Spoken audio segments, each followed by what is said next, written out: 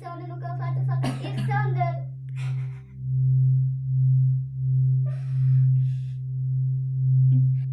Assalomu alaykum aziz yurtdoshlarim. Yaxshi uzoq safarlarga ishlab yurgan, Rossiyaga ishlab yurgan opalarim, singillarim, aka-ukalarim, yaxshimisizlar?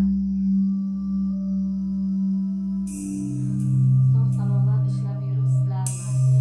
Mana bizlar eski maktabga turamiz, 29-eski maktabga. Bizlarni uyimiz yo'q. Turmush o'rtog'imni bizlarga uy qilib beray desa, bizlarni uyimizni qilib bera olmaydilar. O'zimizni shaxsiy qonuniy uyimiz yo'q. Xo'jayinimdan turmush o'rtog'im sizlardan iltimos qilaman. Shu xo'jayinimga yordam qilinglar, bizlarga ham hammamizga yordam qilinglar, iltimos. Uy qurib bera olmaydi bizlarga endi. Meni ham orzu havaslarim bor. Shu bitta yolg'iz qizimni shu o'zimni shaxsiy uyimdan kelin qilib chiqarmoqchiman, iltimos. Uy joy qilib aniq qilishimizga yordam qilinglar. Endi xo'jayinimni ikki ko'zi ham ko'rmaydi.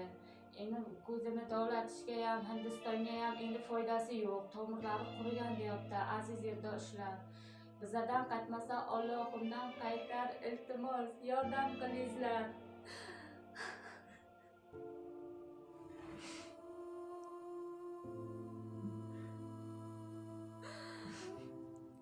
Sizlarni yordamlaringizga muhtojmiz.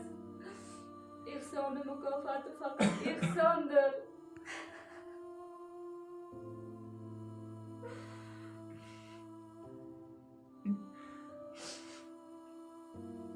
Aziz yurtdoshlarim, yordam qilinglar. Mendan qaytmasa Allohdan qaytar.